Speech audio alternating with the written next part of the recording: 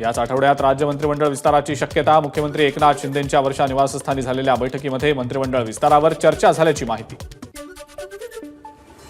उपमुख्यमंत्री देवेंद्र फडणवीस रात्री उशिरा वर्षा बंगल्यावर मुख्यमंत्र्यांच्या भेटीला, तर उपमुख्यमंत्री अजित पवारांनी सुद्धा वर्षा निवासस्थानी मुख्यमंत्र्यांची घेतली भेट। भेटींमुळे चर्चांना उधाण। उत्तर पश्चिम मुंबई मतदारसंघातले नवनिर्वाचित खासदार रवींद्र वायकर यांनी घेतली राज ठाकरेंची भेट। उत्तर पश्चिम मधील मतमोजणी वादानंतर वायकर राज ठाकरेंच्या भेटीला। दिल्लीमध्ये आज भाजपची बैठक। बैठकीसाठी महाराष्ट्रातनं उपमुख्यमंत्री देवेंद्र फडणवीस, प्रदेशाध्यक्ष चंद्रशेखर बावनकुळे, मुंबई अध्यक्ष आशिष शेलार उपस्थित राहणार। लोकसभा निवडणुकीमध्ये भाजपला अपेक्षित यश न मिळाल्यानं तसंच आगामी विधानसभा निवडणुका डोळ्यासमोर ठेवून भाजप कोर कमिटीमध्ये चर्चा होण्याची शक्यता। याचबरोबर राज्यामध्ये काही महत्त्वाचे बदलही होण्याची शक्यता। आज दिल्लीमध्ये भाजपच्या कोर कमिटीची बैठक। बैठकीला पंकजा मुंडेही उपस्थित राहण्याची शक्यता। राज्यामध्ये विधानसभा निवडणुकीसाठी भाजपकडून प्रभारी आणि सहप्रभाऱ्यांची नियुक्ती। यानंतर राज्यात भाजपात मोठे बदल होण्याची शक्यता। भाजपला राज्यात अपेक्षित यश न मिळाल्यामुळे मोठे बदल होणार। दिल्लीमध्ये महाराष्ट्र भाजपच्या नेत्यांची महाबैठक। भाजपच्या या आजच्या बैठकीमध्ये नेत्यांना काय कानमंत्र दिले जाणार याकडे लक्ष। सरकारमधून मोकळं करा या फडणवीसांच्या मागणीवर आज भाजप कोर कमिटीच्या बैठकीमध्ये चर्चेची शक्यता। याबाबत बैठकीत काही निर्णय होणार का याकडे लक्ष। विधान परिषदेमधल्या 12 आमदारांच्या रखडलेल्या नियुक्तीच्या संदर्भात हायकोर्टात आज सुनावणी। नियुक्त्या मार्गी लावण्याच्या प्रक्रियेत सरकारनं खोडा घातल्याचा ठाकरेंच्या शिवसेनेचा आरोप। सध्याच्या सरकारची निर्मितीच शहरी नक्षलवाद आहे। मोदी, शहा आणि फडणवीस यांचा दहशतवाद आणि नक्षलवाद यात फरक नाही। सामना वर्तमानपत्रातनं हल्लाबोल। ओबीसी शिष्टमंडळ मुख्यमंत्री एकनाथ शिंदेंची भेट घेणार नसल्याची माहिती। ओबीसी आरक्षण बचाव संयोजन समितीचा निर्णय।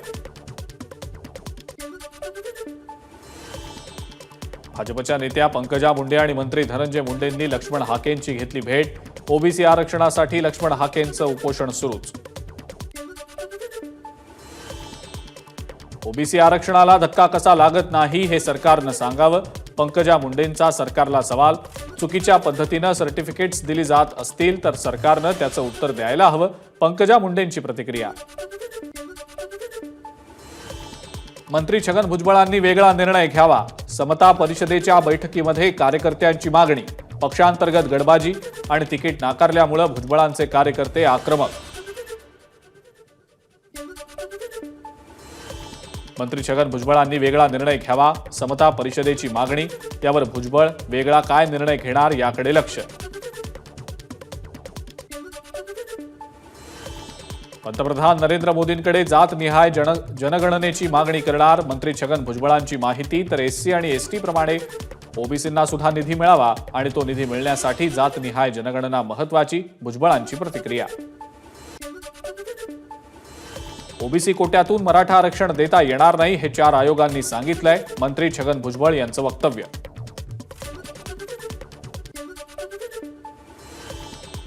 मुंबईमध्ये समता परिषदेची बैठक संपन्न। बैठकीत निवडणुकीच्या निकालावर सविस्तर चर्चा झाल्याची मंत्री छगन भुजबळांची माहिती। अकोल्यामध्ये काँग्रेस कार्यकर्त्यानं नाना पटोलेंचे चिखलाने पाय धुतल्याचा व्हिडिओ समोर। कार्यकर्त्याच्या या कृतीमुळे नाना पटोले वादाच्या भोवऱ्यात अडकण्याची शक्यता।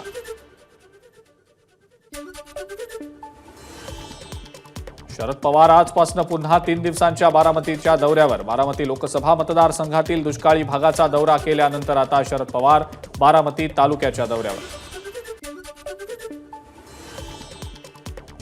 राष्ट्रवादी काँग्रेसचे प्रदेशाध्यक्ष खासदार सुनील तटकरे आजपासून राज्यव्यापी दौऱ्यावर। अहमदनगरमधून होणार दौऱ्याला सुरुवात। एकच लक्ष विधानसभा क्षेत्र ब्रीदवाक्यासह दौरा करणार। रावण संघटनेनं राम मंदिराबाबत केलेल्या अपप्रचारामुळे माझा पराभव झाल्याचं मी म्हटलं होतं, मात्र काही वृत्तवाहिन्यांनी माझ्या वक्तव्याचा विपर्यास केला। सदाशिव लोखंडेंचं स्पष्टीकरण।